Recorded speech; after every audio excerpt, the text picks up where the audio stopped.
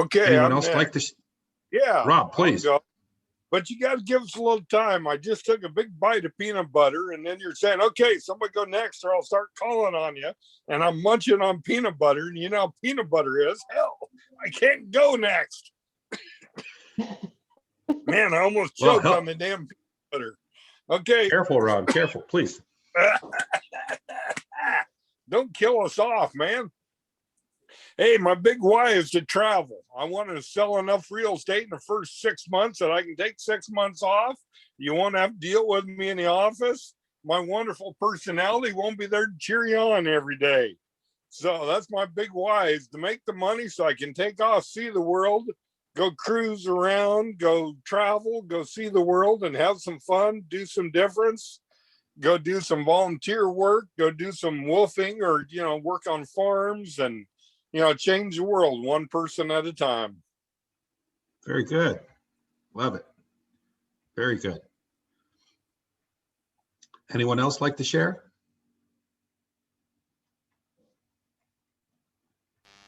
Anyone? We'll take one more volunteer, please. Okay, me, I'll share. My family owns a condominium, and we rent it out. And it's a small complex. There's only 14 condos in the complex. So I've sent a letter to all of them telling them how hot the market is, and now it's the right time to sell with interest rates low, et cetera, et cetera. And I know some of these are renters, and they would end up being first-time home buyers. So, and I also put something about that in my letter too. So we'll see how that happens. But my big why is I want to get a listing and sell a house within my first 6 months of being a real estate agent. So here we go. All right. So what motivates you to sell that house? What motivated you to send that letter out? Money.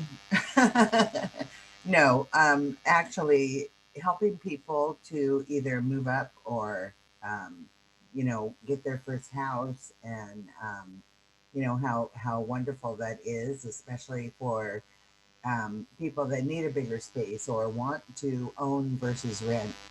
So that's why I sent the letter out. It's my little farm. So what are you going to do with the money? Going to buy an RV. That's right. There you go. I love camping. That's my biggest things. And, you know, my husband's a car nut, so we go to a lot of car shows, and it'd be nice to have an RV to be able to stay somewhere without having to spend a lot of money for a hotel.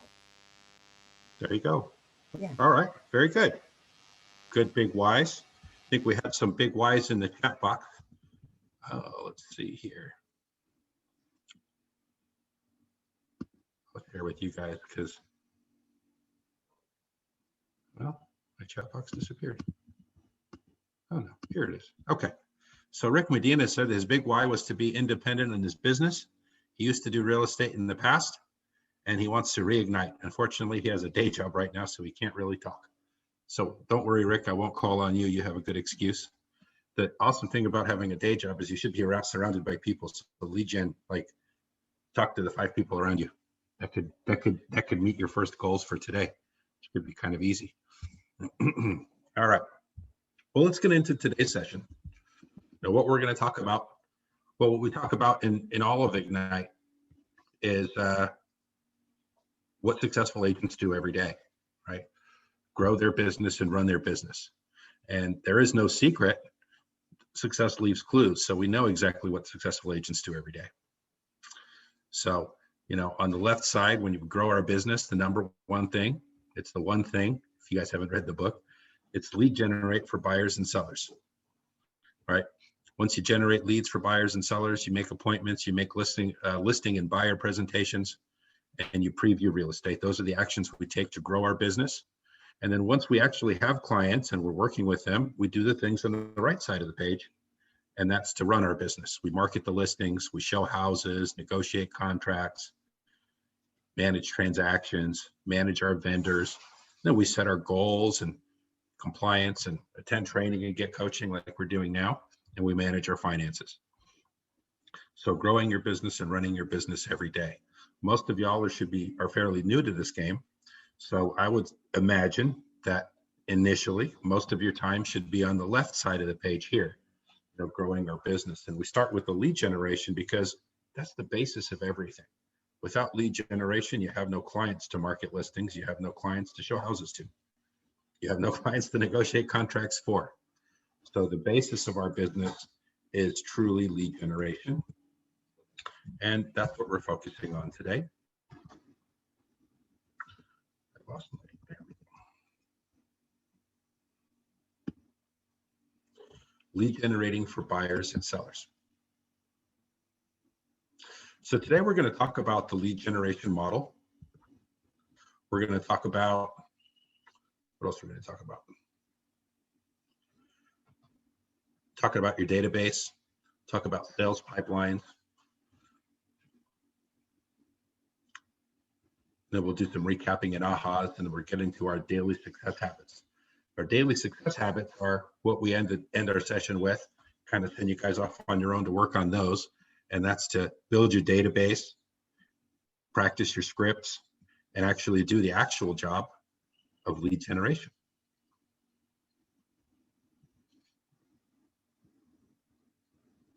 All right. So the big picture, right? Understanding the lead generation model, providing interconnected tasks and habits of how they help fund your big why, right? If you're a solo agent, right at the top is lead generation. Now there's two ways we can generate leads, right? Prospecting and marketing. With prospecting is all effort driven. Doesn't cost a lot of money, may cost a little bit to get some basic tools, right?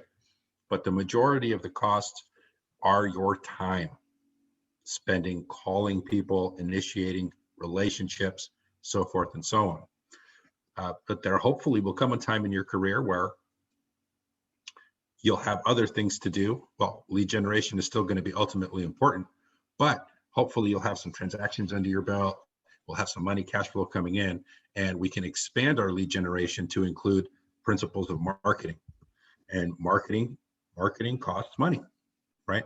So as your time is freed up because you're able to generate some leads, right? We can then start to spend a little bit of dough on getting more leads from outside sources. All right, so what do you guys think? What do you guys think about the lead generation model?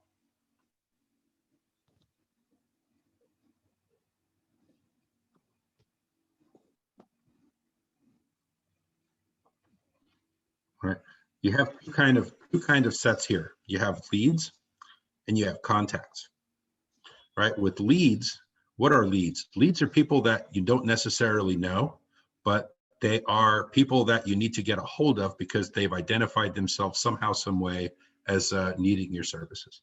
Maybe they are referred to you by a friend or a family member or past client, right? Or maybe you got a list from the title company of a home surrounding a listing in the office that you want to reach out to. Now, leads are people that you have one-way communication with, right? That don't know who you are. You haven't established any kind of relationship.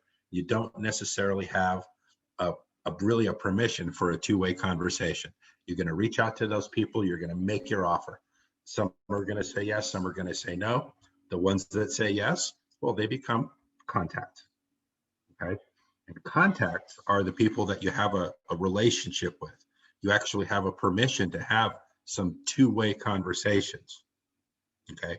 When you're reaching out to leads, it's really a 30-second to a 1-minute conversation because they really don't know you. You really don't know them. Your family and life aren't important to each other. So there's really nothing to catch up on. It's either I have a service for your needs. And if they say yes, then great.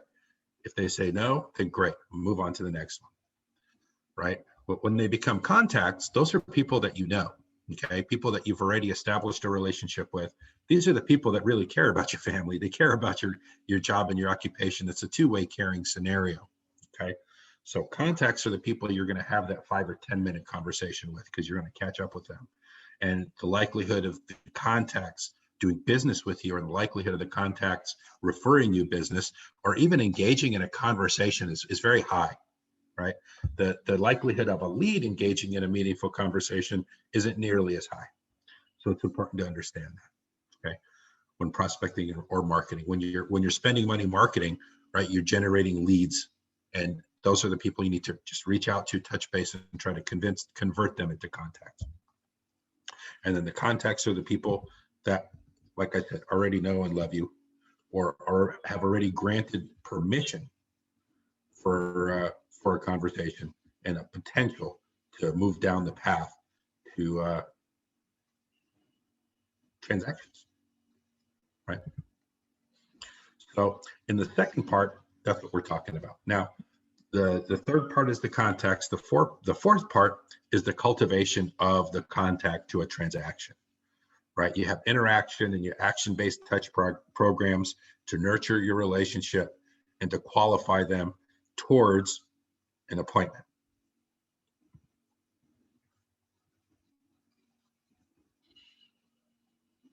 So everyone kind of understanding how the flow works here?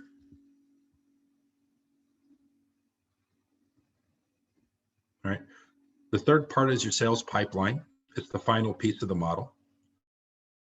Contact has raised their hand, they want to do business, and they have identified a timeline to close. Then you go to step 4, right? We're cultivating the relationship and beginning the last piece of the model, right? And then you have the remaining steps that follow the transaction until it's been completed.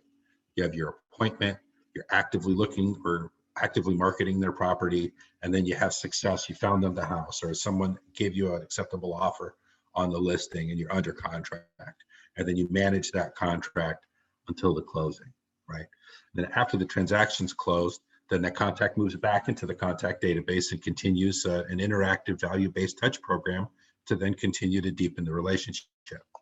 It's important that you understand that just because the transaction closes doesn't mean the relationship is ended, right? The agent needs, as agents, we have to continue to stay top of mind to get that repeat business or to get that referral. Okay. And speaking of referral and repeat business, it's just one thing I want to touch on with this is it's a huge mistake to wait till step 8 to ask for those referrals. You're going to lose such a great percentage of potential if you wait until closing. Okay. The reality is you have a 50-50 chance to convert a current client into a referral source during steps 4, 5, 6, 7, and 8. Okay. But when you throw them back into part number 3 as contacts after the transaction, the likelihood of getting a referral is only 20%. So you lose a great potential by waiting till the very end. And the basic reason why is just simple law of attraction, guys. You know how it works. When you're in the process of buying or selling a home, you're talking about it to other people. When they're talking about it to other people, it's fresh in their mind. The likelihood of them attracting others that have an interest is pretty high, right? Someone's at work, they're like, hey, what'd you do this weekend? Oh, I spent the weekend looking at houses. We're looking to move. Oh, really cool. How's that going? Oh, it's going well. By the way, I'm thinking of buying a house too. Oh, great. You should talk to my agent. That's kind of how that flow works, right? After they've already closed on their new house, the likelihood of them talking about the process is much smaller. The likelihood of them coming across other people that want to buy a house is also much lower.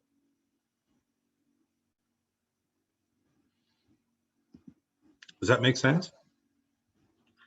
So it's very important as we're bringing people down the path, right? We're still going to ask referrals from our contacts. We're going to ask referrals from during the cultivation process of our contacts. And then we definitely should be asking for referrals in steps 5, 6, 7, and 8. And the best times is the good times, right? There's parts of the transaction when you're going to have good times, right? When you found a good house, you want to make an offer, clients are happy. They're happy with you. They're happy they found a house. They're happy they're trying to get it, right? That's a great time to ask if they know anyone else that wants to buy or sell a house. What else? When they actually get the contract accepted. Right? Hey, congratulations, we won. We beat out the 15 other people that didn't win, right? That's the reality of our market today. When you have success in the market today, that's a great thing to share, because when they're at the water cooler, they're super happy. Hey, I just won. And their coworkers would be like, man, I just lost.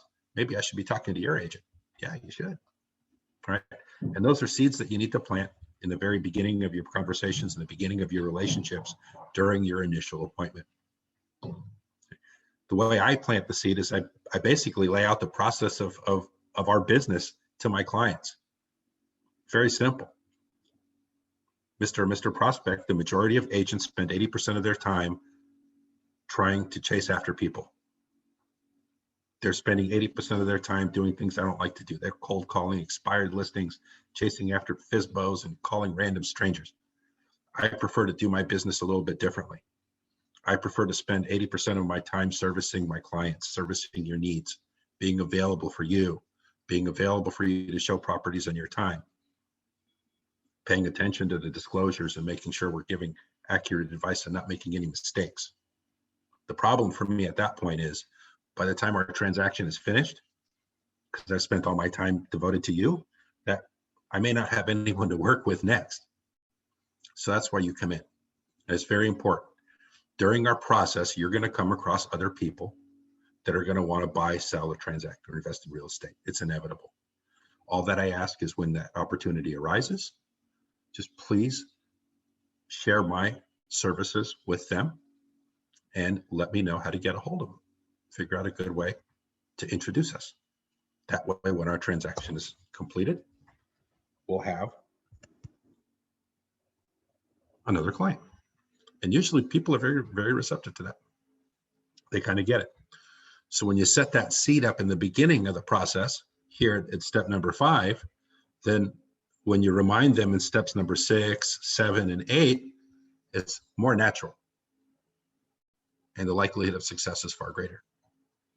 Now, just because your percentage is much lower after the transaction and they go back into context doesn't mean you don't stop asking for the referrals. You still ask for the referrals. But understand that don't rob yourself of the opportunities in steps 5, 6, or 7, because too many times I hear agents going, well, I'll wait till we finish and then we'll ask.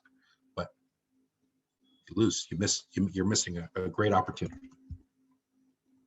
Anyone have any questions, concerns, thoughts about this model in the page that they'd like to share?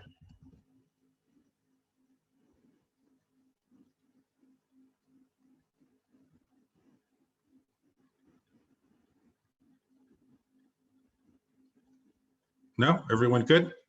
Move on to the next one? Looks good. Okay. All right. So the lead generation, that's basically what our main focus is in this business right now, right? Prospecting and marketing, they're going to bring leads and contacts into your database. And right now, especially for newer agents, the systems should be more prospecting based and then enhanced with marketing, right? What does that mean? Basically, when you're prospecting based, most of your action towards generating lead, most of your lead generation actions are active actions, right? You make your contacts, you make your calls, but then you enhance them with marketing by then providing follow-up materials to those calls. Okay, so basically you make your calls and then you write your marketing is your handwritten note that you send out after the call to follow up. Does that make sense? One of the reasons why you should start this way, number one, Keller Williams methodology of leading with revenue. When you're new, it's a challenge to go out and start spending heavy money on marketing to bring contacts in. There's 2 challenges with that. Number one, you're not polished quite yet. So it might be a challenge of converting cold people, in which case you're spending a lot of money. And the second challenge is your systems might not be set up to adequately address those issues. If you're spending money generating leads online, whether it be Zillow, whether it be advertising on Trulia or Google keywords, so forth and so on, response time is everything. So those leads need to be contacted within seconds of them identifying themselves as leads to get the best result. If you're waiting half a day or if you're waiting a day to get back to those people, the likelihood of them doing business with you is very, very small. I would say almost nil. So it's a little asinine, or not asinine, it's a little awkward to spend big money to make the phone ring or to bring those leads in if you're not dedicated or have this, I would say, staff, if you will, to be able to follow up on those leads immediately. Right. Once you start getting into working on the right side and navigating the transactions or whatnot, you're in the middle of things, right? If you're in the middle of a listing presentation, you can't just pick up the phone and answer it to follow up on a Facebook lead. You can't just pick up the phone during the middle of a buyer's tour and respond to a Zillow lead. So it creates a challenge. So, for newer agents especially, you focus on lead generation, focus on working on your database. The likelihood of success down the road is greater. And then, don't necessarily just call those people, market to those people as well to reinforce the calls that you make. Send the handwritten notes. You're going to participate in the social media by making posts and showing evidence of success. That'll also enhance your lead generation efforts with your database. And the cost of those things, obviously, to make a posting on Facebook for your Facebook friends, it costs nothing, right? It's free. So we should be doing that on a regular basis to supplement the phone calls and other activities that we have. Any questions or concerns on this? I have a question, Mark. Please. So in Command, I haven't used or set up Twilio yet. It makes me a little nervous, actually, to have text messages going out that I'm not, I guess, in control of. I know you're in control, but it's just kind of going out. But what you were saying about the having to follow up immediately to people with marketing, I did a Facebook ad through Command, and it sends me the notification that I had a capture, and I have to go on Command or see the notification in Kelly to know to respond to that, which I felt was making me a little late. Will Twilio do that automatic response? So they click on it and they put their information in. Will Twilio send that instant text message? I'm not 100% sure. I don't use it, but it sounds good.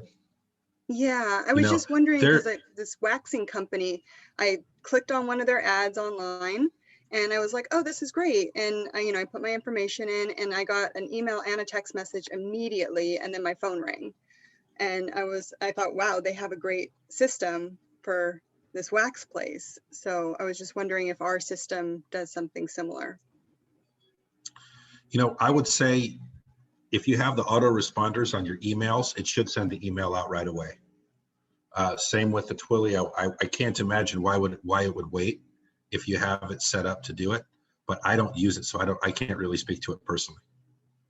But I should. Okay, I'll look into that and talk to Maha, because it's not necessarily your email auto responding or your text auto responding. It's they put their information in so that they can look at whatever your ad is, and then that information gets sent to your Command. And then it's up to you, at least the way I have it set up now, to actually go in and do something. So with the smart plans, there should be an automatic response. When something triggers, that lead comes in, it should trigger a smart plan to then right away do something, send an email or send a text through the Twilio. So I would imagine it should. Okay, great. I will. I'll look into that and I'll let you know what I find so we can share with the group. Thank you. Melissa, I would look into Zapier, which is also something that integrates with Command. It does more automatic responses, and I think it does it in response to Facebook ads too. So I just threw it in the chat. Might be something you want to check out. Thank you. That's Thank you, awesome. Kiko. That is awesome. We'll check out the Zapier. Yeah, response time to Facebook ads is critical, or any real lead generation that's coming in. The response time is very critical. So whatever we can do to automate that process, we can do. Now, what do you guys think about leads that come through in this manner? How many of these leads do you think you need to have in order to get a meaningful conversation or have something moving actually towards changing them from a lead to a contact? What do you guys think? Probably 20 people to have one meaningful conversation. Yeah, pretty good. Pretty close. Good. About 20 to 25 people at minimum just to have one conversation. because the quality of the leads isn't always super high. People are just clicking, and maybe they accidentally clicked. A lot of them do, but we don't want to let them slide under the rug, right? We still want to respond, but have an understanding that it's going to take about a good 20 to 25 leads to have a conversation. Okay, and then it's going to take about another, depending on how good you are, maybe 15 to 20 conversations to really get them to really generate a contact. So a lot of mistakes that we make is we put out these Facebook ads. We don't invest a lot of money, which we shouldn't at this point anyway, but then you get discouraged because the first 15 people that came through had bad contact information, or you couldn't get a hold of them, or they didn't respond to anything you sent. And then you get discouraged. But understand that 15 is not enough. It's not enough.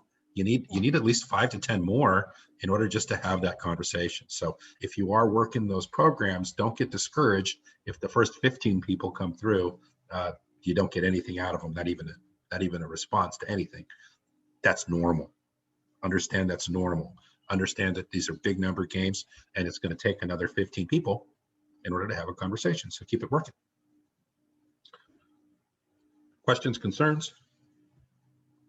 Guys good with the concept of leads and contacts?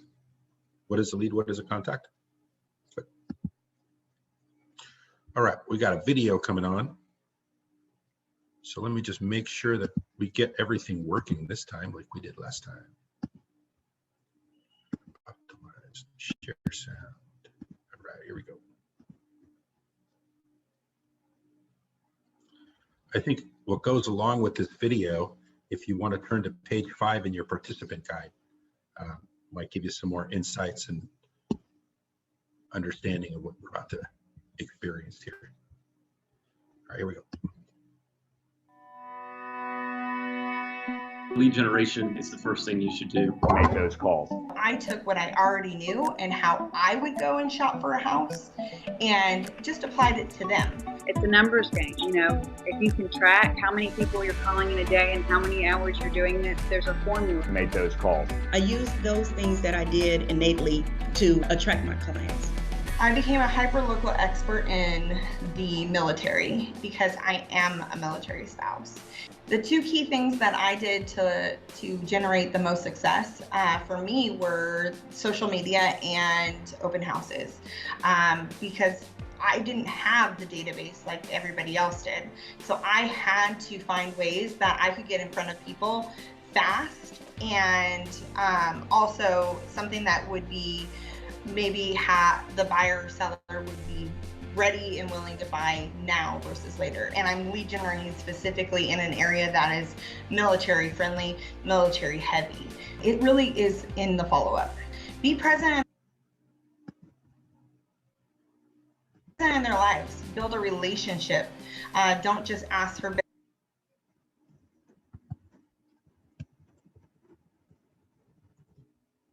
business every single time you see them. Be present in their lives, build the relationship. The least effective marketing activities for me were cold calling.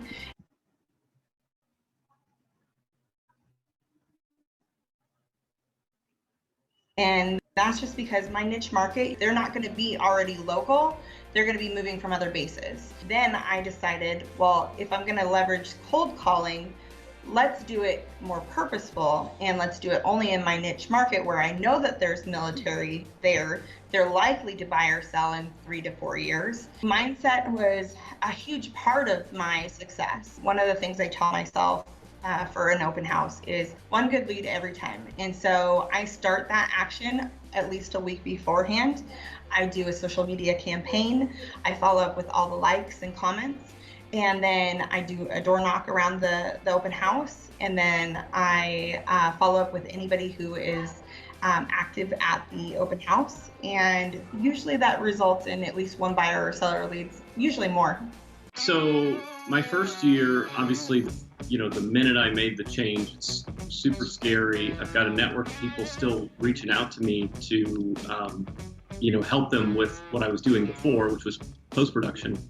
And I knew that my job in the beginning of the year, starting out, was changing people's mind from thinking if they met somebody who needed a commercial made, they thought of me, I knew my job was to change all the people who knew and trusted me when they heard somebody needed to buy a house or sell their house, they thought of me.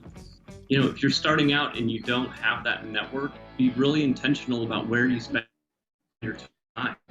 You go get gas, you could meet somebody who needs to buy a house. Just think that way and attract that. I think your job is for people to know that you are in real estate and that they will bring it up. Open houses are by far just the best thing you should do out of the gate every weekend, each day. Starting out, I did door knocking, I did mailing. I didn't get a great return, but I wouldn't change that. If I was starting out again, I would door knock. It's just talking to people, getting rejected. You know, it's great experience no matter what. I'll also say that the most important thing is that your lead generation strategy is coming from a place of authenticity. You're not going to get every client in the city, but there are people out there that are going to resonate with who you are, and just figure out a way to bring value. The income is secondary. That's how I go about it, and I think that really resonates with obviously with my set of people that I take care of. My lead generation strategies in the beginning were a challenge. I actually honestly believed when I first started that lead generation was cold calling and door knocking. So I kind of stayed away from that. I was fearful, I was anxious, but over the course of the business, the things that were innate to me, networking, open houses, facilitating classes, it allowed me the opportunity to connect, and I start to see that as opportunities for lead gen. And it was far more effective for me because it was natural. Let me just go back. When I became a new agent, from the time that I was in Ignite and graduated from Ignite in October, November, December, I closed with 8 transactions in just 3 months. And during that period of time, I noticed a developmental gap. And I say this to say, I was spurred to partner and collaborate with some other agents and create master classes, as well as launch and learns monthly to share, mindset, motivational speaking. And through this, I was able to build a community, or I was able to build a group and a network broader than myself that basically helped others in home buying, and also with other agents to help build their skill sets. It has put me and set me apart from other agents.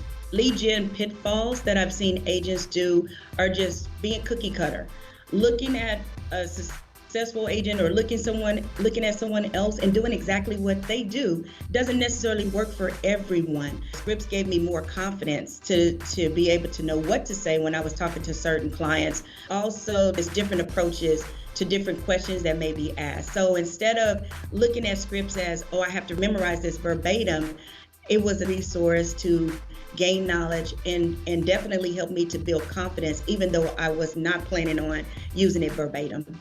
I've always said my purpose is to empower and to elevate others to a level of excellence. And when I meet with my clients, I want to make sure that they have enough information and they feel empowered to make the decision. How can I do that? How can I help you to make you feel that once we've made this connection, you are elevated? With my time blocking, for the first 2 hours of every day, I would do lead generation. And sometimes it would be 4 hours if I wasn't getting the productivity that week that I wanted. And then I followed up with all of my clients and learned just lots of very successful habits through Ignite. I think that a lot of new agents want to try all different types of lead generation. You're not really honing any talent in one or two different lead generation. There's all kinds of different models, but they are not made for everybody. The best lead generation model for me was my sphere. I called my sphere every day. The number 2 way that I got business and did lead generations was open house. I found for me the best way to connect was to be in front of them. People I already knew that I had built a relationship with, or I had met at an open house and I had time to actually connect with them. The scripts that the Ignite program provided for me really worked because they helped me get out of my comfort zone when I was having to call everybody in my Facebook and let them know that I had transitioned job, what I was doing, and it gave me the dialogue to ask for business. On our team, we have picked 6 different nonprofits locally that we like, and we do an event with all of those nonprofits every year. and we meet lots of new people that way. We invite all of our former clients, we invite our vendors, and then we invite the neighborhoods. We go door knocking for the event around the park doing it. So then we also have client appreciation. We try to do that quarterly. We'll do a client appreciation event where we invite everybody out to a restaurant and then we provide appetizers. And we just have fun. It's not necessarily a salesy event. It's just about having fun. By being out in the community, they see that we are knowledgeable about what we're doing, but we're also giving back. We care about where we live. My first year as a realtor, I tried just about everything in terms of prospecting and lead generation. What I found for me was that I present best when I'm face-to-face with somebody. So I really focused on open houses and then networking and getting out for coffees, making myself visible in the community, and then always making sure that I was able to speak to what was happening in the market at any time. So keeping up to date with local news and projects in and around town, I found to be very helpful when talking with people. To set myself apart from the many other agents out there, I've been utilizing video.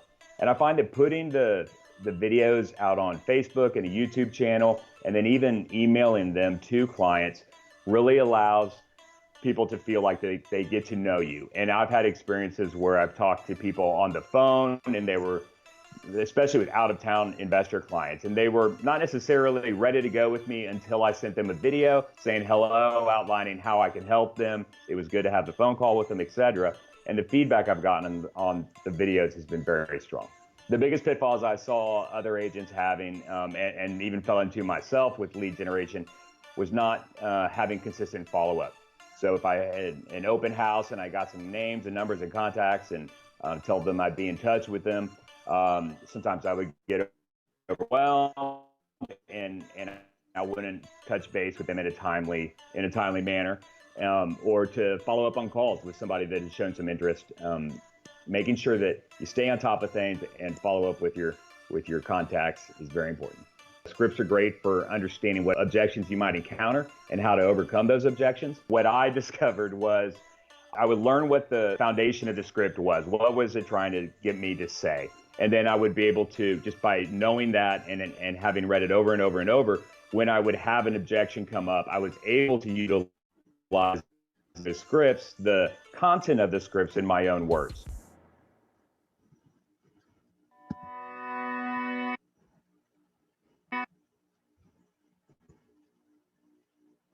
All right. You guys still with me?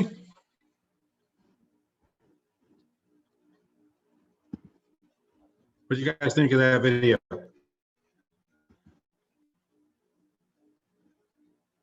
Any ahas? Yes, the follow-up part of it, and also to not get discouraged with the initial response, I think is a big aha for me. Very good. Any other ahas? Rejection and hearing no is part of getting to the yes. This is absolutely true. Absolutely true. I also think Any other ahas? One of the things that always strikes me anytime we're doing recruiting or we're doing this kind of a function trying to get leads is how many no's you have to hear to get a yes. You know, we think it sticks in your brain, it should be like 10 or 20, and it's not. It's way bigger than that. And trying not to get discouraged, for me, is huge to keep going. Very good. Anyone else? I think one of my big ahas is what he said about being able to communicate face to face better than through emails and what have you. I think that's where I fall into that category. I'm better talking to people face to face than, trying to do it over Facebook or Instagram or whatever.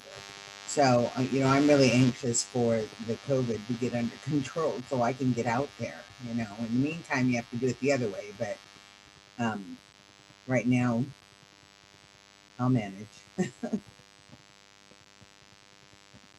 Very good. I'll add to that.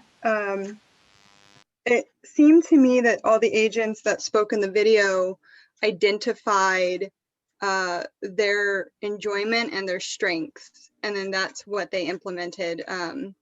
Some people, it was the door knocking. The other guy said he liked to make follow-up videos. Someone else said her strength was in the motivational speaking and lunch and learn type stuff. And those are all very different forms of lead gen. So I actually wrote them all down, and I'm going to play with them and see which ones feel good and exciting and I look forward to, and which ones are just don't feel like a good fit for me. Right. There's more than one way to do this thing, right? Definitely more than one way. Now, if you turn to page 6 in your participant guide, you'll find a list of a comprehensive list of prospecting and marketing activities that you guys can refer to.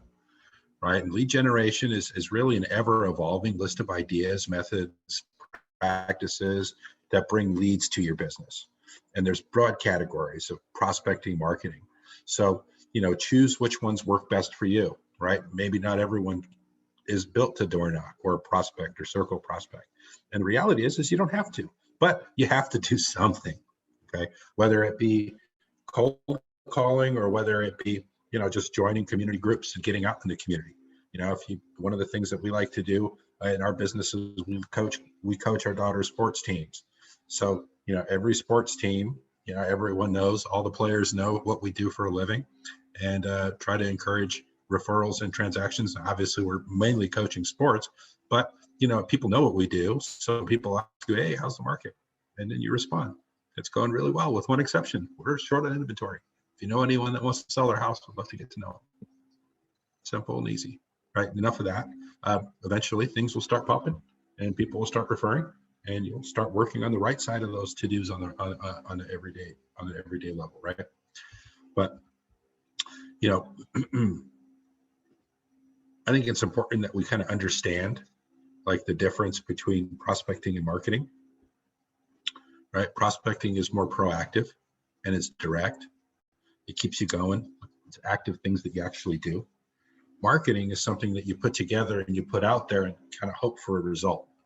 So you have some control, but a lot less control. Right? If your business is prospecting based, then you can dedicate time and say, I'm going to keep calling until I reach 3 or 4 people.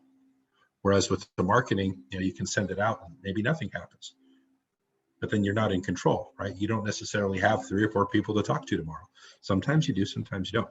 But when you're prospecting and you're taking those active lead generation methods, then you can just keep doing it until you reach your goals. There is no set time, right? They say, well, 2 to 3 hours a day, that's good. If you achieve your goals in those 2 or 3 hours, then awesome, then move forward, right? But if for some reason your big why is here and your prospecting is maybe lagging for 2 or 3 hours, you're not getting the results you want, the goal is to meet 2 or 3 new people today. So that means you stay on the phone until you meet 2 or 3 new people. Whether it takes 3 hours, 5 hours, it could take 10 hours. But if your why is big enough, right, you're pushed through and you make it happen, which is why it's important to have that big why.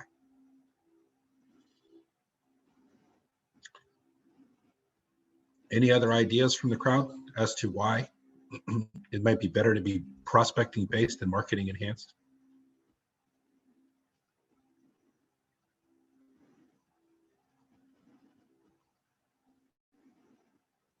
Don't all talk at once. I know I kind of answered it for you guys. Yeah, you covered it. But I did have an aha that I didn't realize before. I've been talking about marketing and prospecting for a while now. But earlier you were talking about how sending out a card after a phone call is a type of marketing. And I realized that there's pre-prospecting and post-prospecting marketing. And I had never thought of separating that into 2 different categories before. So I think the marketing enhanced is really great for that post. You make the phone call, you receive that connection, and then put the money and the extra time into following up marketing to that person that you've pulled in, opposed to the the Facebook ads have been really great, but it can be expensive and it does take a lot. So anyways, that's the aha I had. Very good. And that makes total sense too, right? You spend the money on the people that you already have a connection with, the likelihood of having a result is greater. If you spend the money on people you have no connection with, you have no control, no guarantees of any kind of returns, no solidifying of any relationships, because there is no relationship to solidify, right? But as your business grows and you start closing 3 or 4 transactions on a regular basis, well, then you'll have plenty of money, and then you can experiment. And it's easier to spend a few $100s on a marketing campaign because you've made 30 grand this month, right? But when you haven't done that and you haven't made that money, it's a much greater challenge to write those checks or to put those bills on your credit card and then stress about them when there's better ways to do it, or more effective ways where if you focus more time on your prospecting, the likelihood of actually having results become greater. Any questions or more concerns before we move on to the next portion? Guys good? All right. Let's do a little talking about the database. What is the database?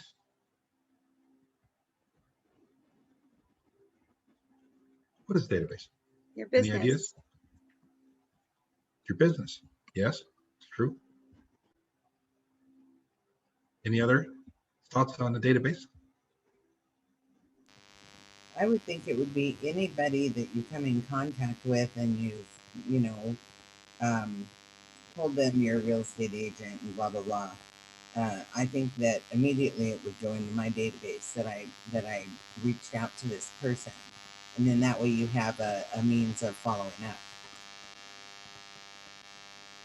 Yes, that makes sense.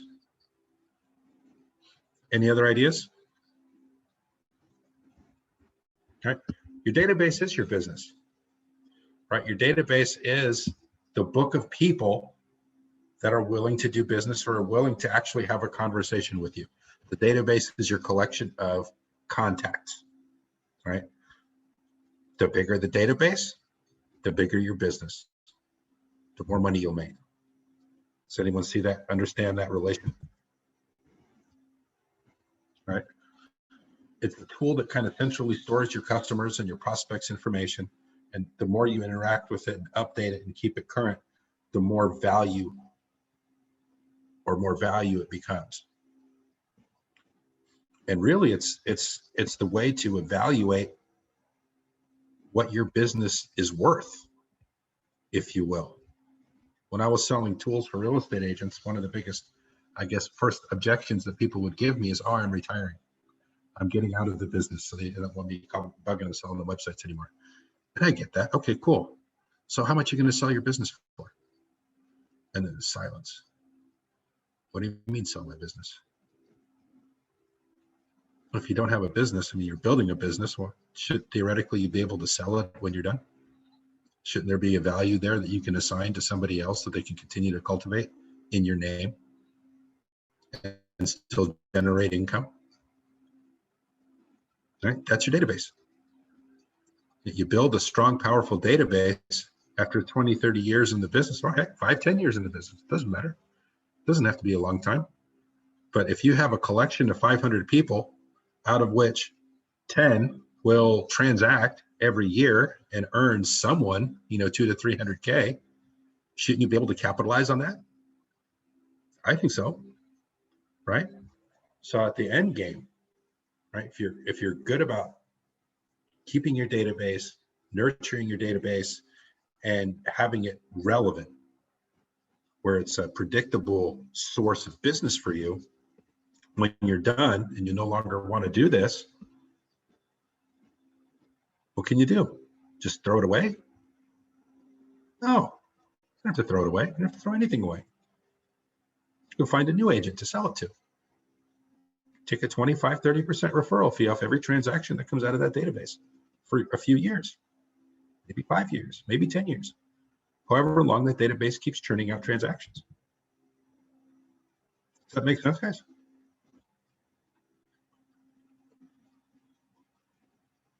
Right? We do lead generation to feed our database.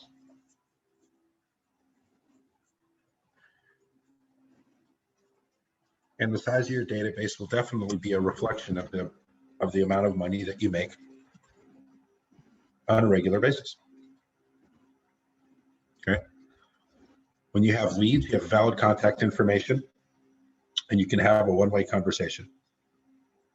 When you have contacts, you have valid contact information, and you've received permission to have a two-way conversation. We talked about that a little earlier.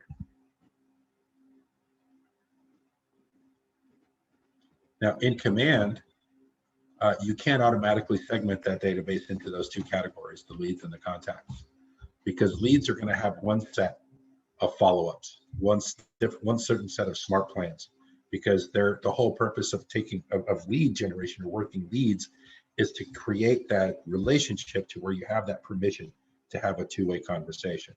The purpose of marketing to leads is to have them become contacts. And then the purpose to marketing to contacts is to get them into transactions. So there is a path that you follow. It's a tremendous challenge to go from lead to closed sale in a direct jump. Almost impossible. You have to follow a path, right? So review your database, review who the people are in your database, and track them accordingly, right? If they're just leads that you've generated from Facebook, people that don't know you, you may have their contact information, but you don't know their motivation. You can infer it, but you don't know it, right? Like my neighbors down the street, they might be thinking of buying, you know, here's their name and number. When you talk to someone, you go, here, my neighbor might be thinking about it. Here's a lead, right? So you start the offer-based communication that's geared towards getting a response and then understanding the motivation and starting that relationship.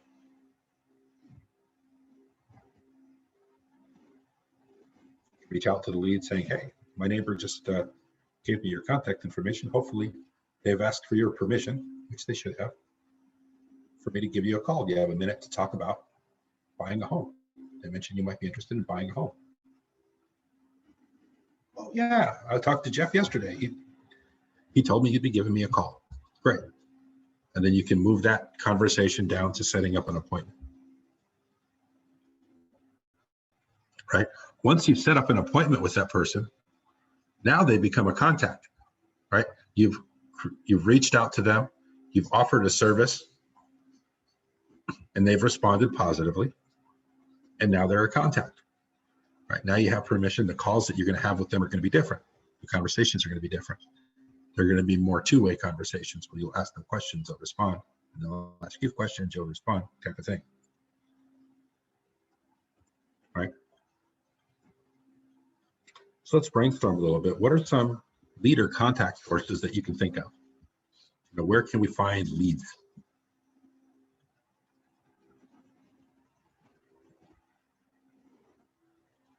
What do you guys think? What are leads?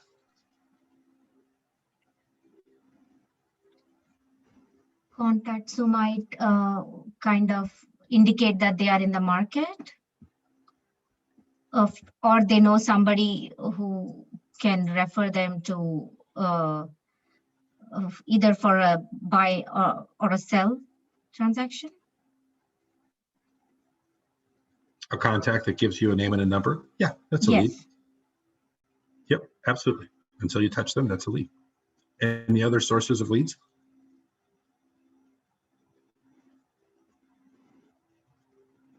You call the title company, ask for a farm. So that's a whole list of leads, potential clients. For sale by owner and expireds. How about your? I missed that, Melissa. Try one more time. For sale by owners and expireds. Yep, for sale by owners and expireds are definitely leads. In this market, I don't think we get a lot of expireds, but there's a few. This is going to sound a little bit funny, but obituaries. Obituaries, yeah, those are leads. Absolutely. Absolutely. Well, referrals, you can do business to business referrals, having a relationship with maybe a probate lawyer or a divorce lawyer. Yep. Absolutely. Business to business contacts, they can generate leads. I would hope that the lawyers that you create relationships with will be more in the contact section. But until they are contacts, right? If you're just looking through the phone book for probate attorneys, those are leads. Yeah, how about your social media followers? Yeah. People that you've connected with on social media, but you haven't really connected with, right? They just see your pictures, they follow you, hopefully interact sometimes. How about those LinkedIn contacts? All those people you used to work with?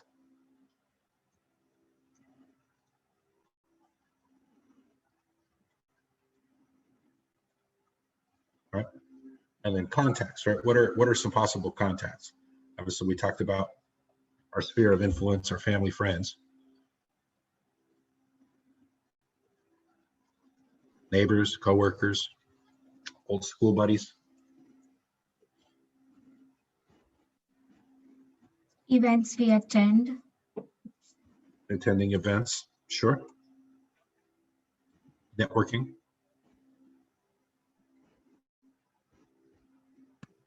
You guys understand the difference between leads and contacts? All right, good. All right. So here's is broken down by command. What commander? The knowledge base of Keller Williams Realty of what we've experienced over time, right? To convert leads into contacts, it looks like there's 19 touches that you need to go through to make those connections, right? 4 touches for phone calls, 12 touches with an email or a newsletter, market report, or a video, 2 touches with a promotional direct mail, such as a magnet, a calendar, marketing report, whatnot, physical, and a 1 touch, maybe an annual event or a party, moving screening, or get together. Parties are great.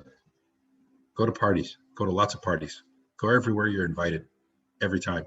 There should never be a no. You should be yes man, like Jim Carrey in that movie. We're having a get together, want to come? Yes. Will there be new people there I never met before? Yes, I want to go. I want to go meet new people, right? You have to be super social. Parties are a great way to get referrals as well. Question, please. So Yes, how does an introverted person who's not comfortable speaking or attending these events take advantage of this?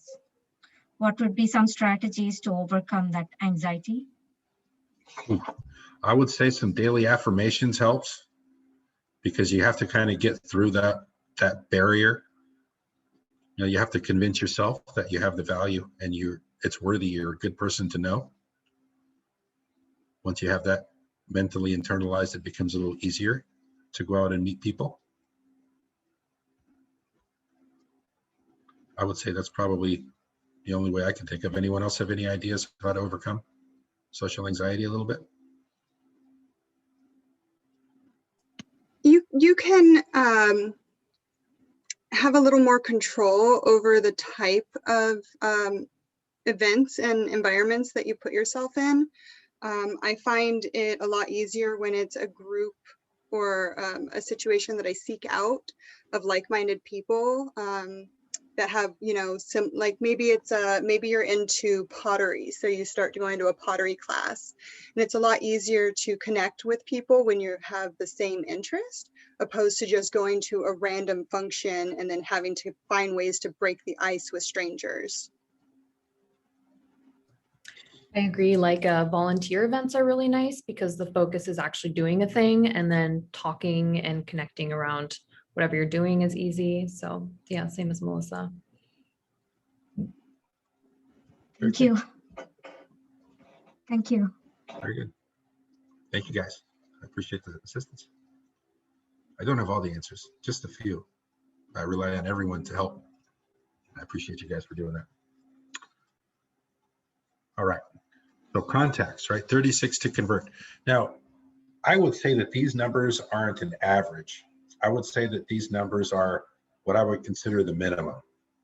If you can do more, right? 4 touches via telephone call, 26 touches. That's a bi-weekly email offering some type of information of value to the consumer. You can, if it's an automated system, you have a good system, send a weekly email, right? If it's something that's important, maybe relative to their home, a home that pops up on the market on their street, something like that, that should be more often, right? 2 touches, events, get-togethers, parties. Now, client appreciation parties are a great source of more leads, if you will. Once you get through a transaction and kind of as things open up, I know agents that make hundreds of thousands of dollars every year, and their main lead generation is housewarming parties. That's all they do. Like, that's all they do. They sell somebody a house, they host a housewarming party. That's part of the gig. And they invite all that person's friends. And from every housewarming party, they generate between 3 to 10 leads of new people that'll do business with them, some of which do business right away. And it's not that expensive. You just provide food and beer. And then, of course, attend the party and make friends. Right.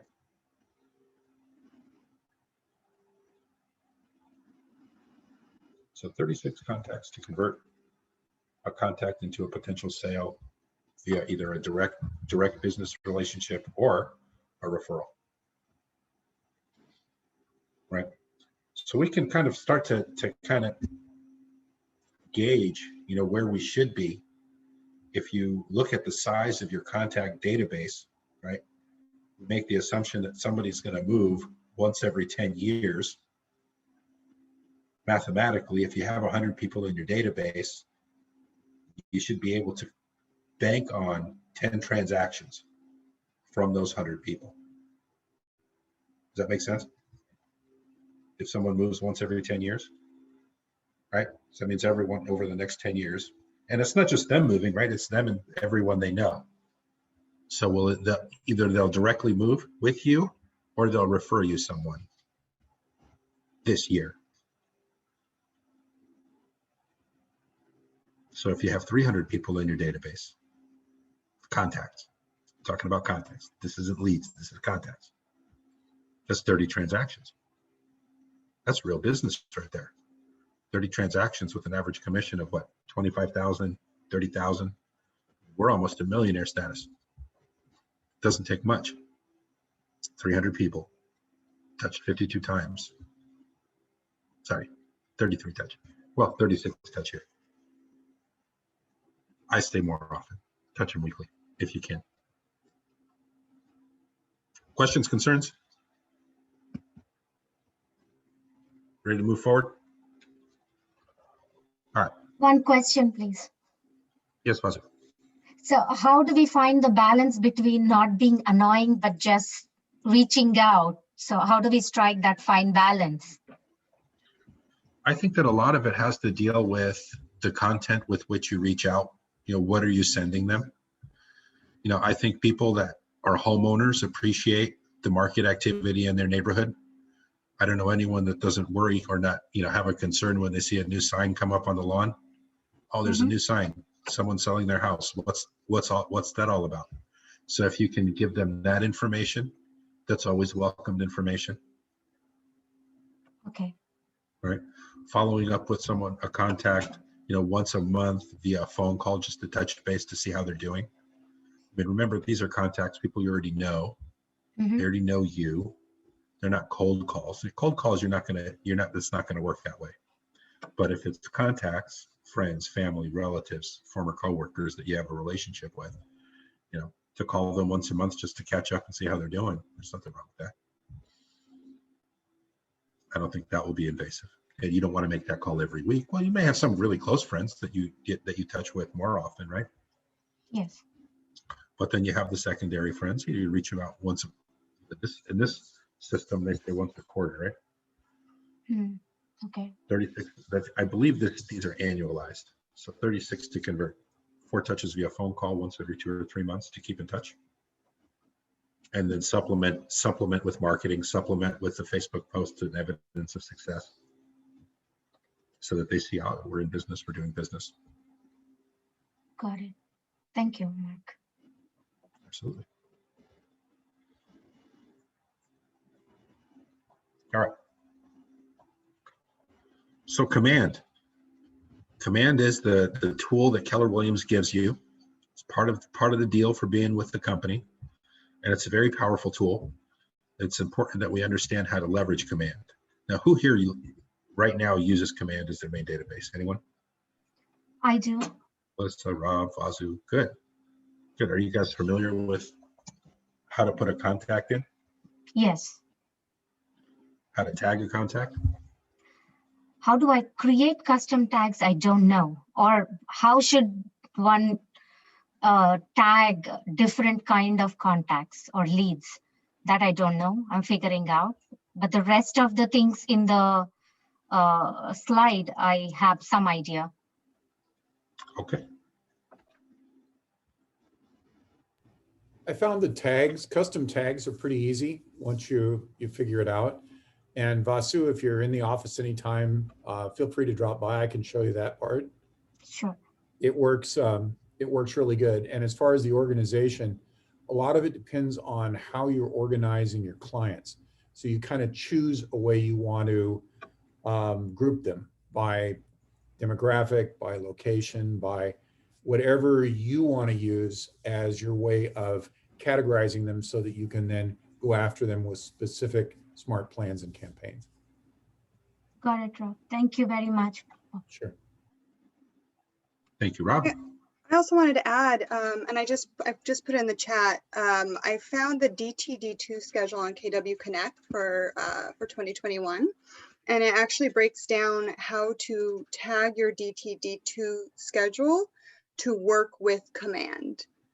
So your week 1, week 2, and then it becomes automated after that, so you no longer have to follow the schedule because Command takes care of it from there.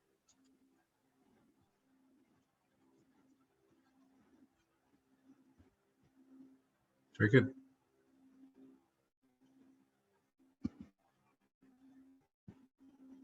So I think it's a pretty intuitive process to add a contact to the database.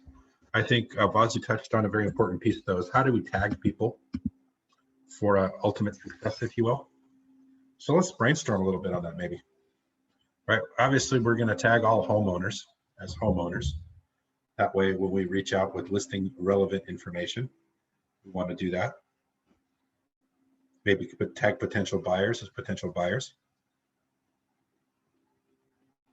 Any other ways that we can tag?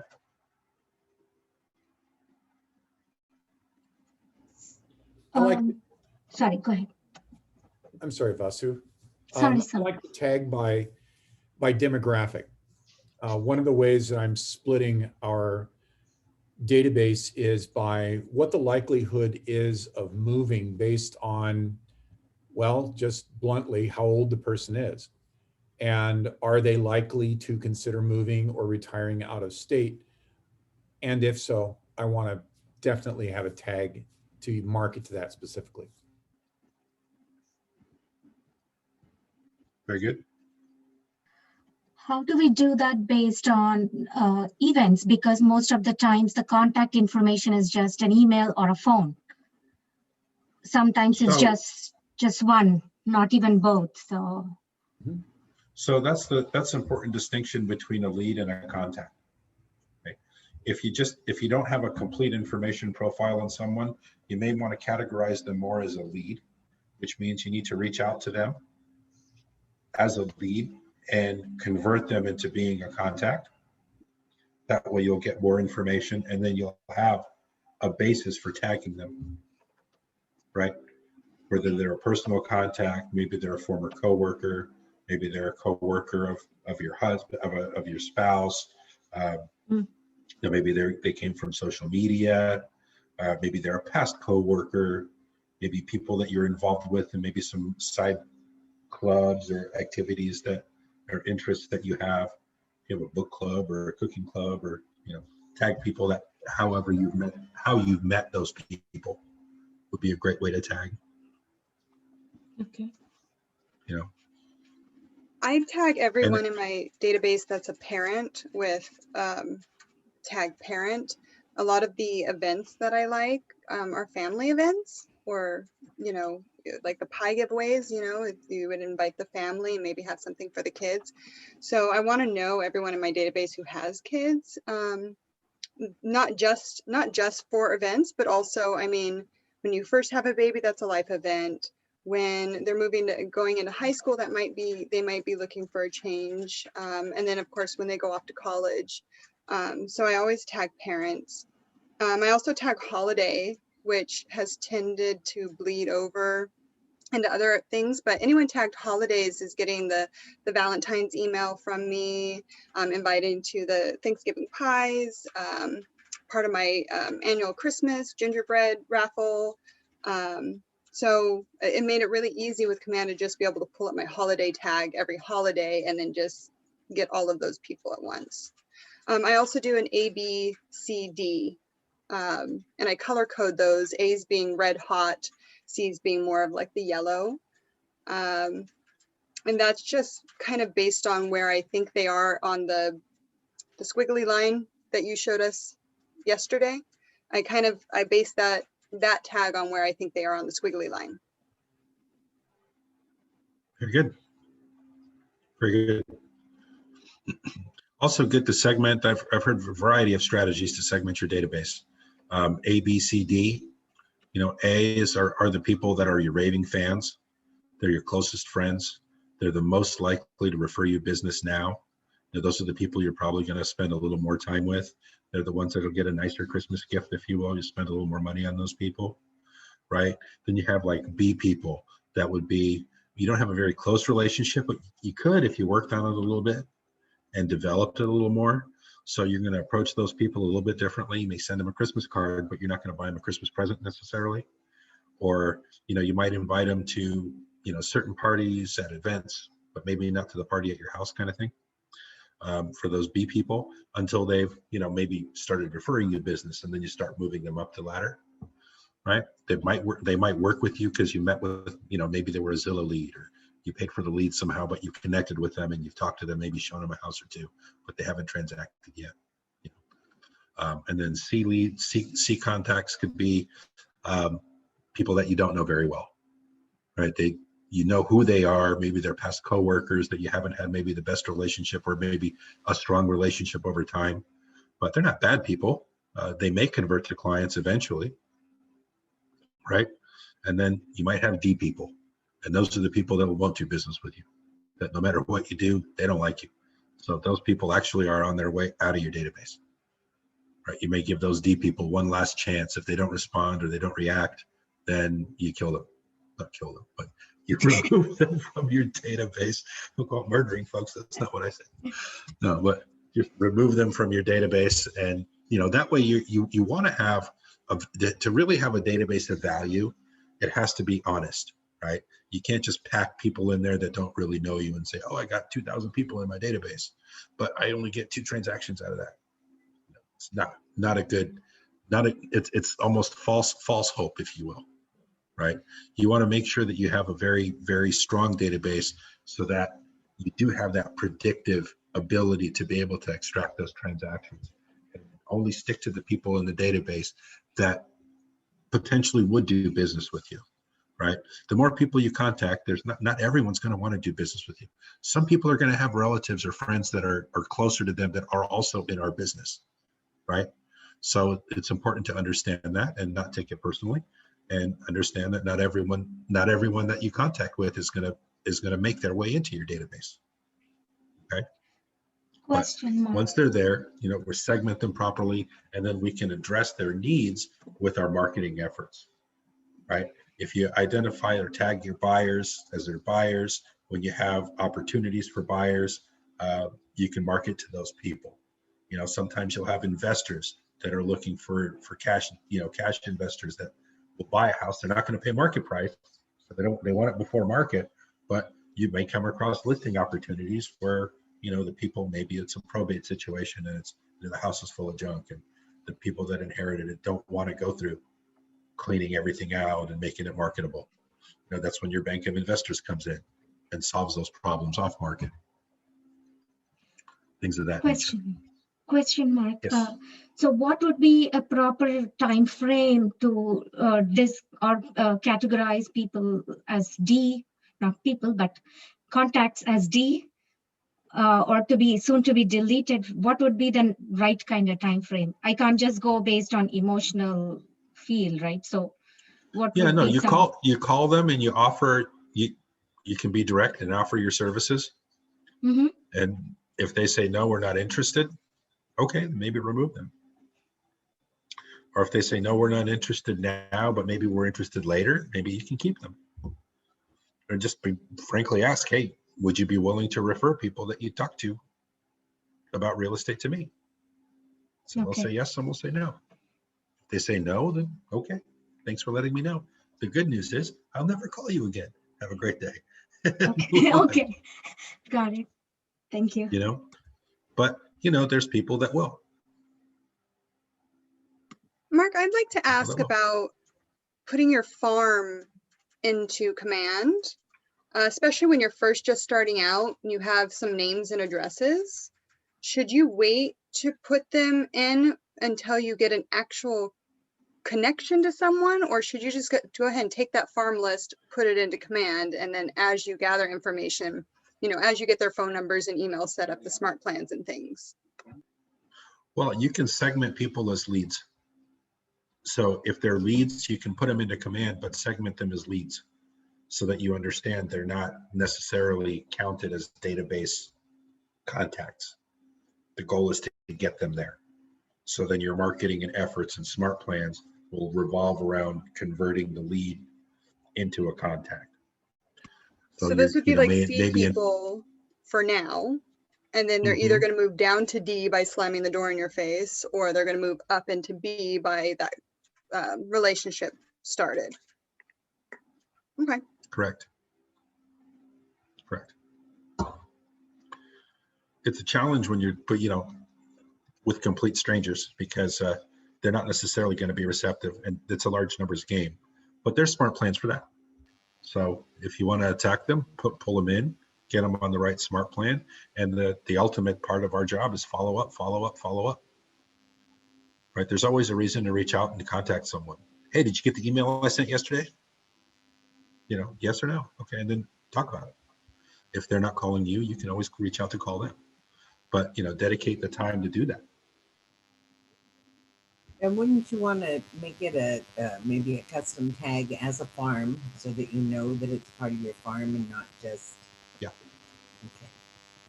Yeah, absolutely. I mean, if they're a geographic farm, you're going to reach out with what?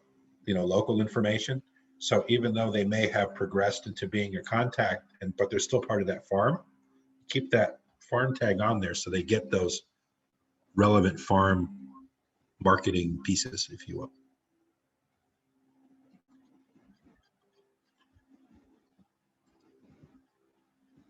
All right. Any questions or concerns about the custom tags?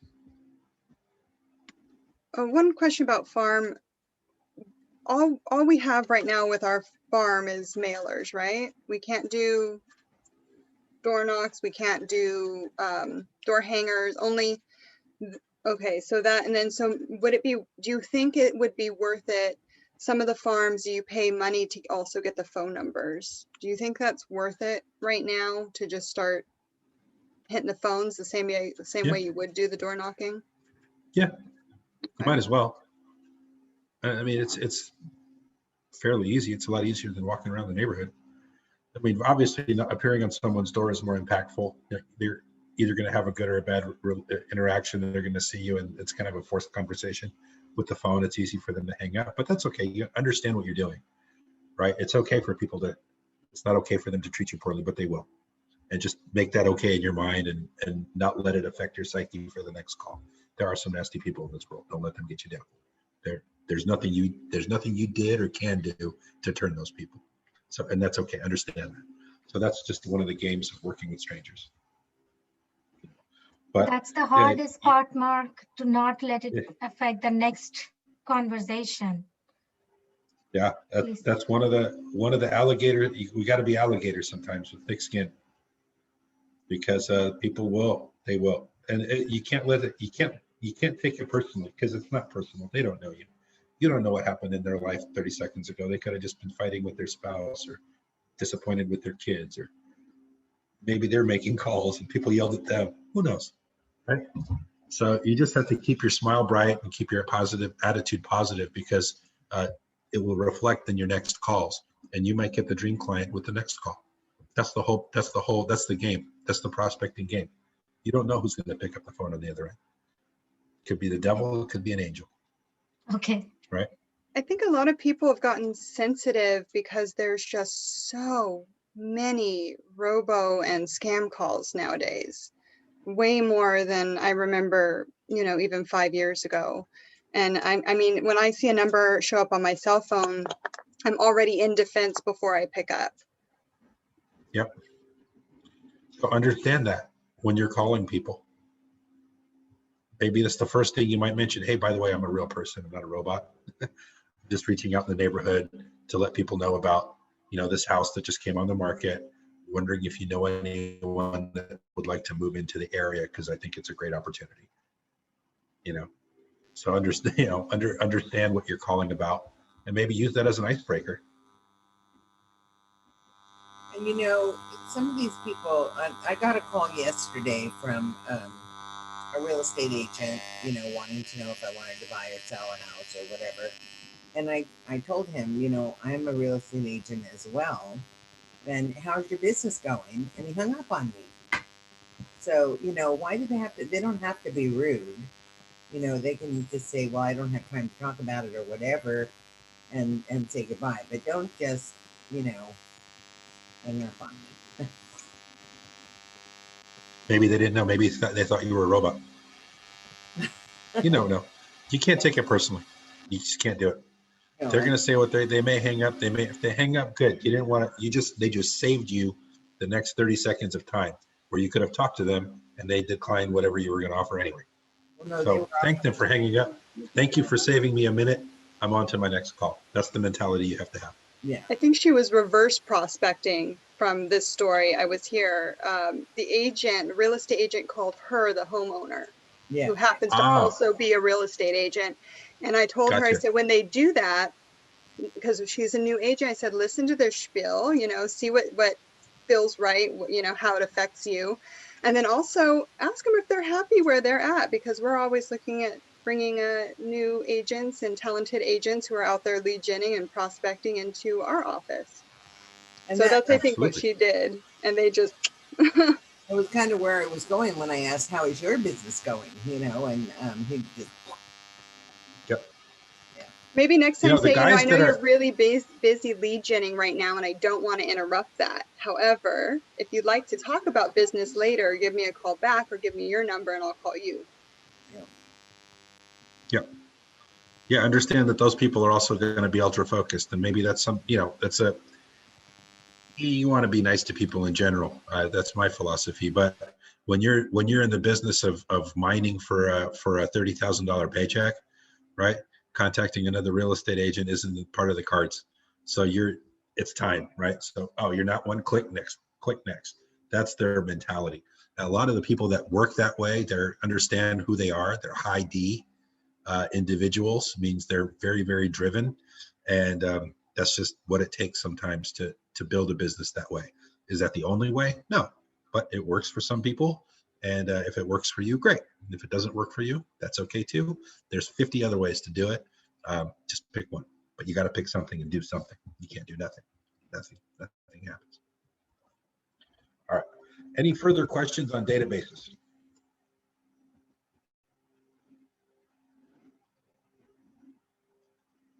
Yeah. You guys good? I have one more question. Please. When I first started with Command, I was putting, everyone I came in contact with into my database, including other agents, and even KW agents.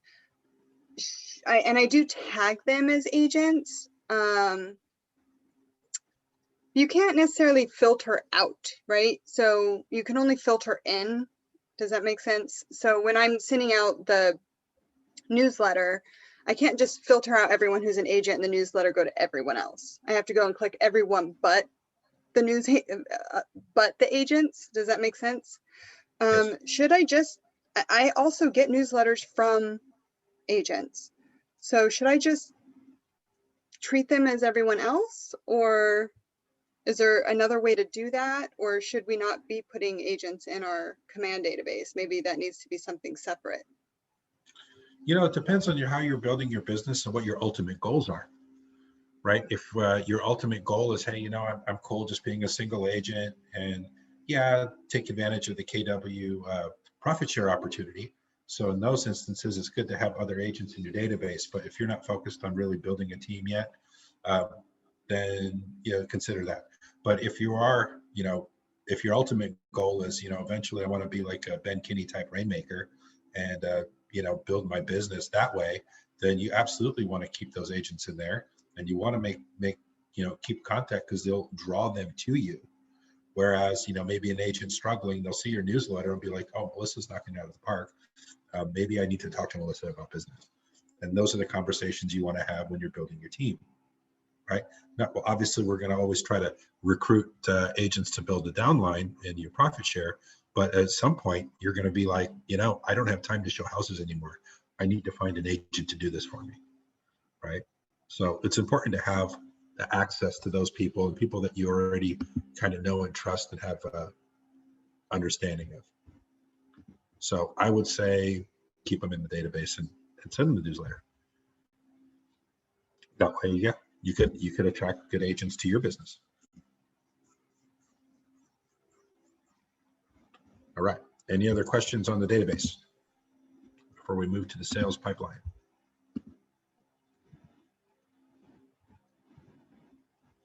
All right, let's move to the sales pipeline. All right, the sales pipeline is the bottom part of that diagram, right? Where we're cultivating our relationships with our contacts through interactive action-based touch programs. We nurture, we qualify those contacts in order to get appointments. From the appointments, that we can determine whether they're going to be our client or not, and they become an active client. Once we fulfill their obligation, we get them under contract, and then facilitate the transaction to closing. Right, as you have, you have the conversations and you deepen your relationships, your leads and contacts will eventually raise their hands and say, hey, I want to sell, or I want to buy. And then at that portion, right, they come down to the appointment. I think it's important that we understand the process. A lot of times I see agents skipping part 5, that appointment, and they immediately jump into being active, meaning that, hey, I want to buy a house. Okay, cool. What can you afford? Well, I can afford $1.2 million for a 3-bedroom, 2-bath. Okay, great. Let's go out and look at the house on Saturday. No, that's a big mistake. Big mistake. Every time I have had a situation where a buyer has not used me to fulfill parts 7 and 8, I miss the appointment. Every time a buyer comes to the situation where they're asking for commission credits, 100% I miss the appointment, 100%. Because at the appointment is when you have the opportunity to really push your value proposition and really cultivate and solidify the relationship. You solidify the terms of the relationship, so there's a clear understanding, what their expectations of the buyer and seller are of you, what your expectations are of them, right? That has to align, okay? And, there might be points where you get to that appointment and they're like, well, I need a 1.5, or I need half your commission back because all these guys are offering it, right? And then you have to make a business decision, whether you're going to play that game or not play that game. And a lot of that's going to be cultivated on your appointment book, right? How many more appointments do you have? Right? If you have a full appointment book where you're consistently meeting new people and you understand that I can only work with 3 or 4 buyers, and I already have 3 buyers that don't dip into my pocket, and I have 3 appointments this week to fill 1 more buyer role, which means I don't have to give you half my commission. My services are in demand. And you have your proper scripts to handle that, and either the people accept it or they don't. If they don't accept it, that's okay. You're not their agent. That's okay. It's okay because you have more appointments. If you don't have more appointments, then you're going to have a problem, which is why everything starts and ends with lead generation.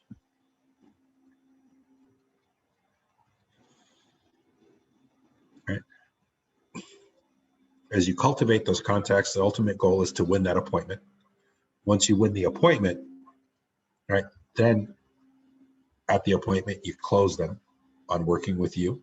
You close them on the process that you're comfortable with. And as long as you have a meeting of those minds, then you can progress forward. And also understand that, you know, as much as people are interviewing you, you're also interviewing them. Because not everyone has the right to be my client, that's for sure. Especially buyers. Listings, I have a little more leeway, but then also in my business, not everyone has the right to for me to list their house. One of my big things that I recently compromised on, and I never will again, no matter what the price point, is listing tenant occupied property. I won't do it. Some people will. I won't. It's a pain in the ass. Never results in a positive for me. So I just avoid them altogether. That's something that you have to come up with in your business, with whether you want to accept that or not, right? Why would you not accept a listing now? They have a tenant there with a 2-year lease. I don't care if it's $5 million listing.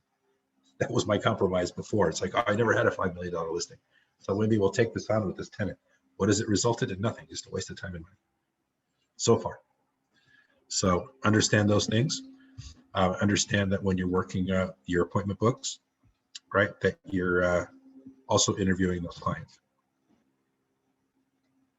I'm always leery of people that have worked with other agents. Okay, how has that experience been?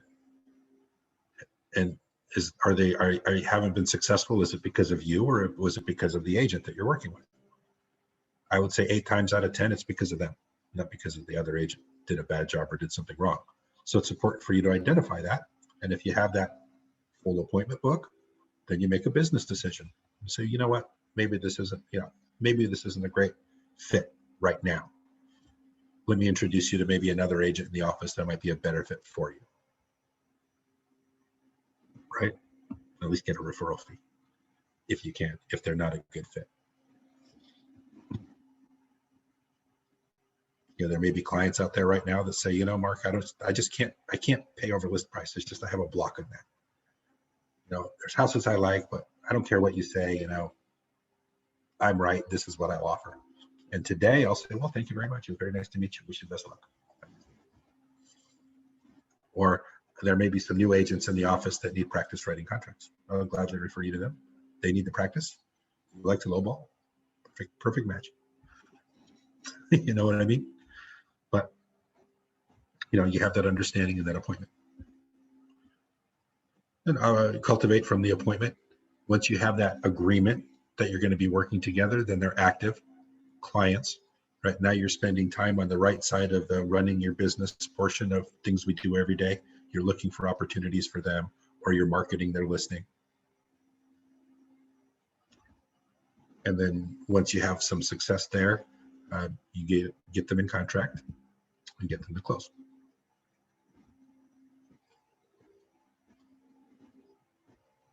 Any questions on the sales pipeline?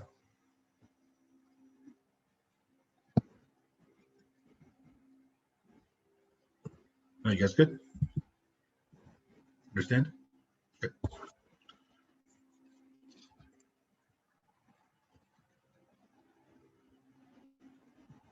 All right, let's talk a little bit about smart plans. There's a variety of smart plans out there. If you go into the knowledge base of Keller Williams Realty, I think there's a couple of 100,000 different smart plans that you can choose from, or create your own to satisfy the needs of the client base that you're working with. Do you guys understand what a smart plan is? It's a system of steps designed to interact with your client and hopefully send them down the path of the pipeline.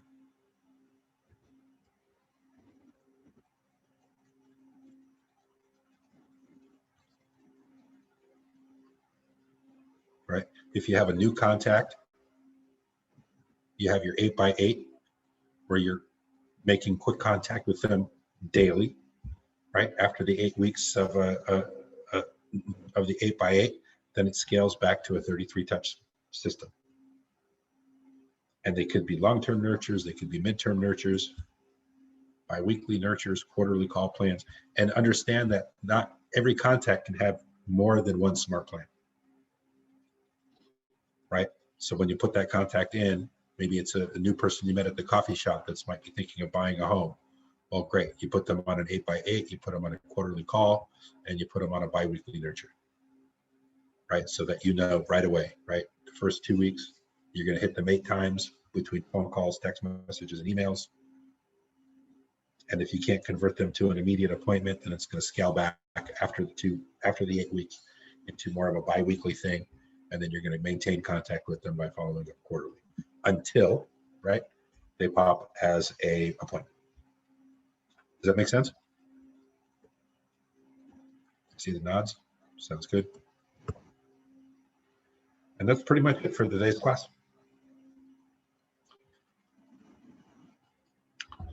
You guys understand the lead generation model and how things flow through the model?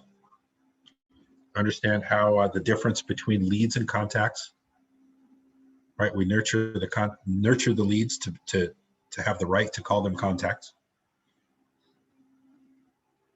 Good and job. Leverage lead generation to do it. Thanks, Rob.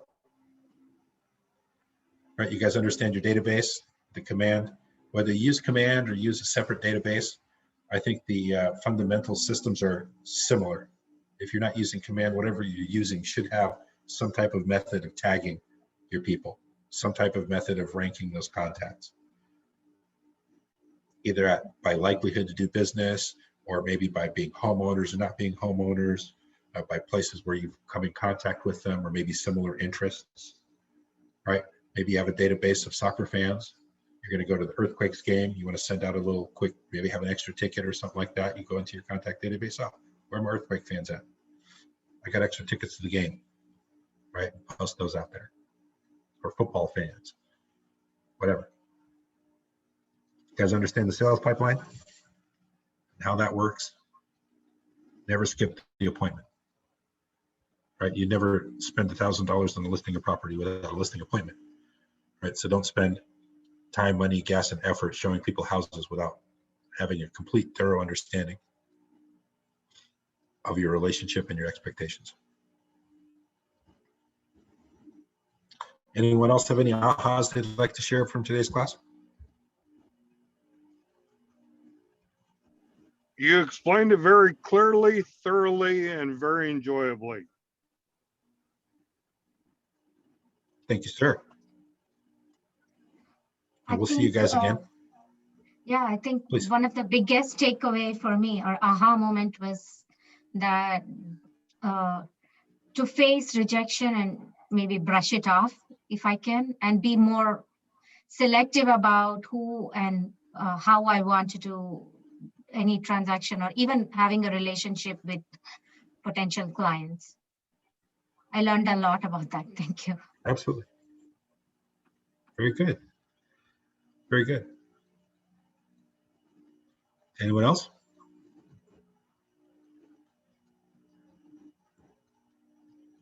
All right. Well, guys, don't forget our 10-4, right? You want to do the actions that we can prospecting wise to achieve our goals and achieve our big why, right? That starts with working your database and adding contacts. Try to add 10 contacts a day. If you can add 10 contacts a day, I bet you'll sell 12 houses in the next 3 months. How does that work for your business? How does that look for your big why? It's hard to do, guys. It's hard to do. Really hard to get to 10 new contacts, especially in our area that are like viable home buyers and sellers. But if you can manage that, your business will explode. Try to have 10 conversations every day. You know, they may not always lead to new contacts, but at least 10 conversations with the easy people, the people that you already know, those A or B clients in your database. Try to make sure you spend a little time reaching out and then follow up with a handwritten note from everyone that you actually had a conversation with. Make it automatic, the referrals will start piling in. And then know your markets. 10 home previews per week. You know, maybe spend 15, 20 minutes a day in the MLS, in the areas that you want to serve. Familiarize yourself with what's selling and how much it's selling for. That'll help you greatly with your buyers, help educate them as to, and set their expectation levels. Right? There's some listings that came on in Willow Glen for under $1 million that were single family homes. A lot of people get excited because they think that's going to become affordable. But is that real? Are those houses really going to be sold for under $1 million? No way. Not a chance.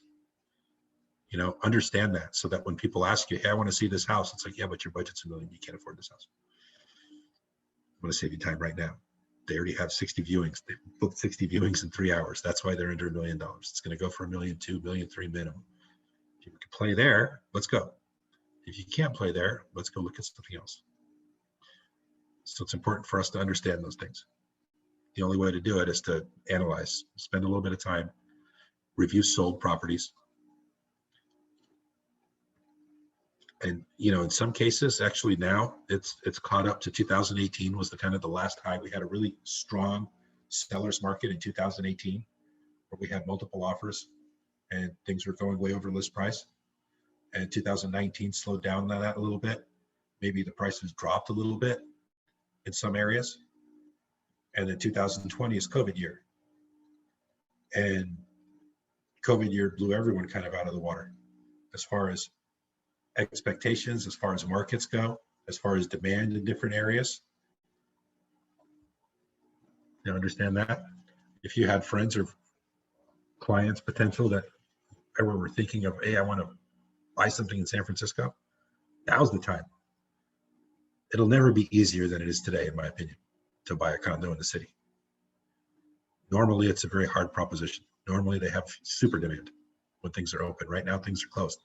It's important to understand that and understand that all things are temporary. Even our hot sellers market's temporary. Eventually, it will shift. So we only know that by spending a little time analyzing. And that way, when people ask you questions, you can speak intelligently and convert them and earn the right to get their referrals. All right, guys, that's it for me today. Enjoy the rest of your day. Do the best you can to hopefully achieve that. And I think Alan's going to be with you guys tomorrow. So be excited and jazzed for that, because Alan's a great presenter as well. Or is it Bob? I know Bob and Alan are taking the rest of the week. So enjoy. And we'll see you guys around the office. If you have any questions or concerns, it's always, I'm very reachable, very approachable. You can stop me in the office or give me a buzz or text or email. Always happy to help. All right. Thank you, guys. Mark. We'll see ya. Mark, have a good day. Thank you. Thank you.